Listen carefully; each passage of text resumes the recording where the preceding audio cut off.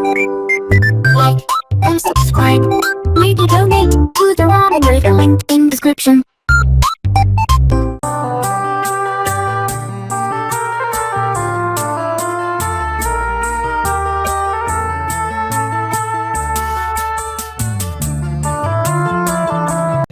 Alright, hey, this is Hans, and it's time for yet another episode of Instant Noodle Recipe Time, the show where I show you what to do with your instant noodles. I haven't done a lot of these lately. I've been doing unboxings, so...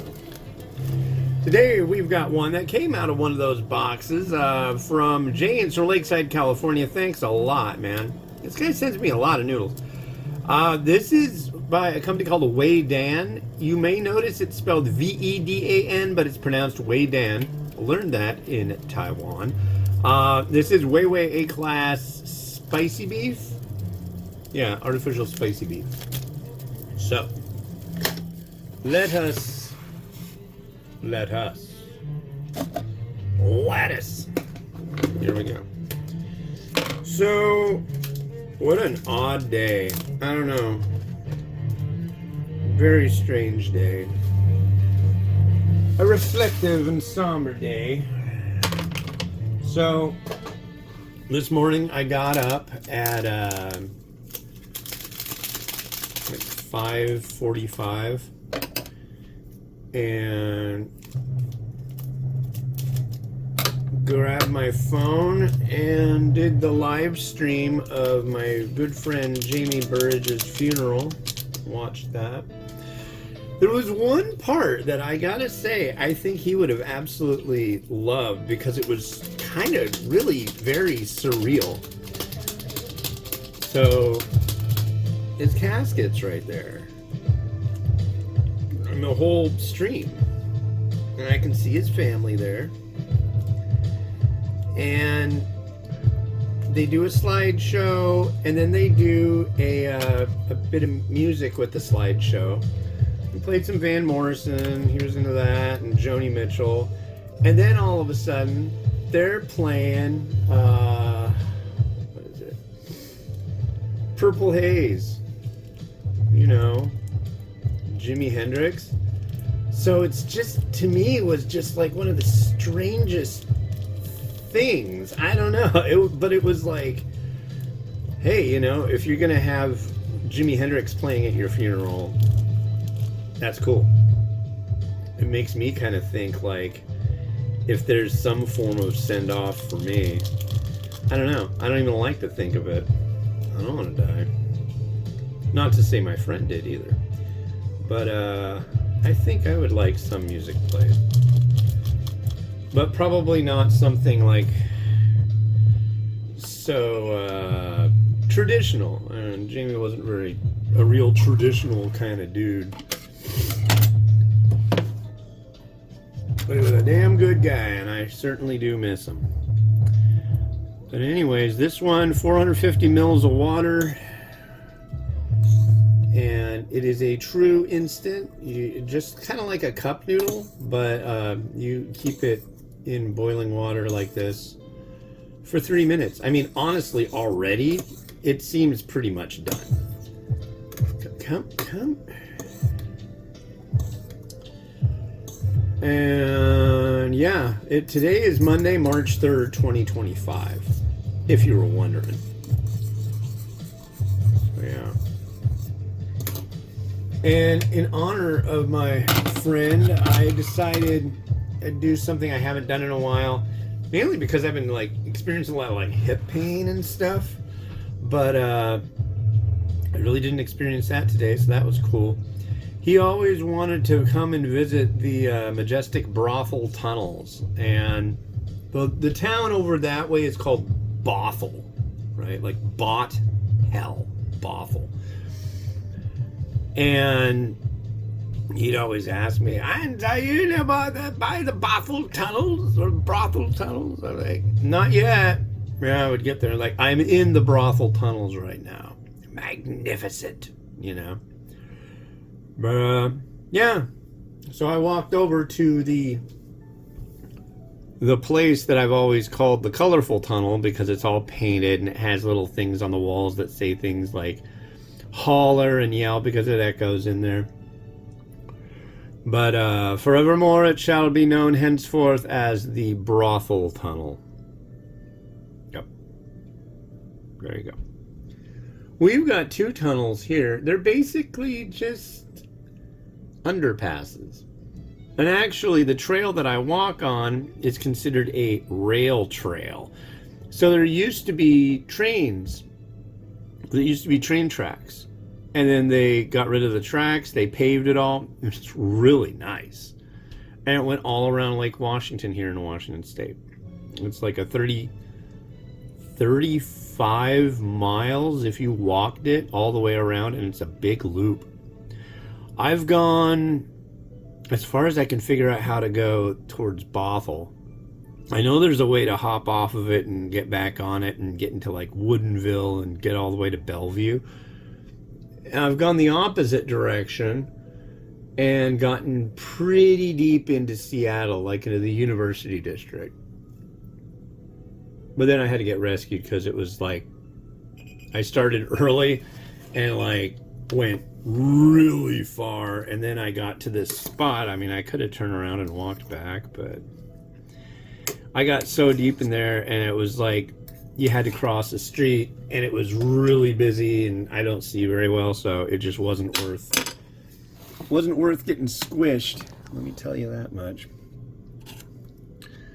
Well, let's give this a try. This is a Taiwanese export version for the US, but it's Taiwanese. Cheers.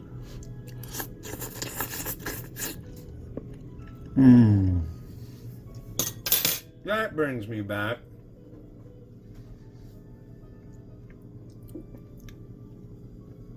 It's that noodle. A lot of Taiwanese instants have this second kind of noodle, and what's funny about it, it's so-so. There's other Taiwanese stuff, like Taiwanese dry noodle is like spectacular.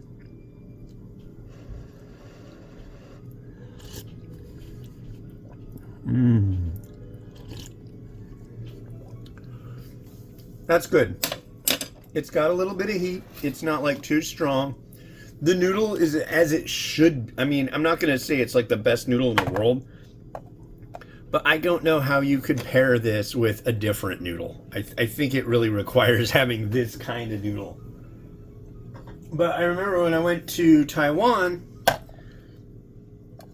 I brought back like so many different really standard instant varieties. They've got Family Mart, and they've got Carrefour, and they've got, God, what else? 7-Eleven. 7-Eleven is everywhere there. And yeah, I just like brought a piece of luggage, literally, just to smuggle back instant noodles. And I brought back, I think, like 60 different varieties.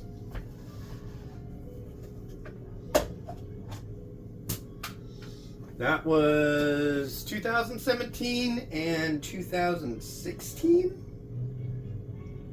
when I did that. Yeah, that was a lot of freaking noodles, folks. I made some softies this morning.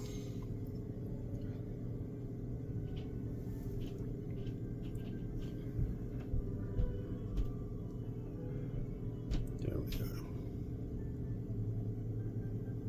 All right. Off to a good start on a Monday.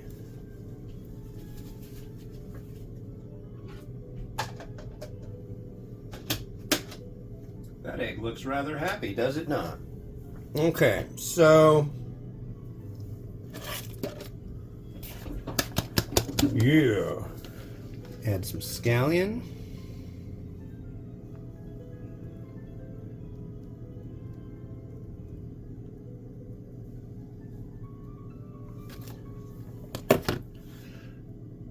Okay, and I'm going to add some sesame seed. Oh, no, I'm going to do the chili crisp first. So,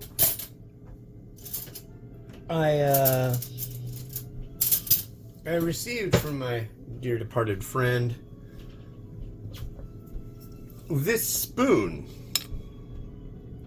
It's just like a little spoon for stirring your tea. And then this is Lee Kum Kee Chu Chow style chili crisp oil. This was its favorite. Yes, it's better than Lao Gan Ma. Most things in the chili crisp world are. I don't know. Lao Gan Ma used to be like, I loved it so much. It's like sweet, and it's sesame, and it's tangy, and then boom, spicy. There it is. And a little bit of sesame seed.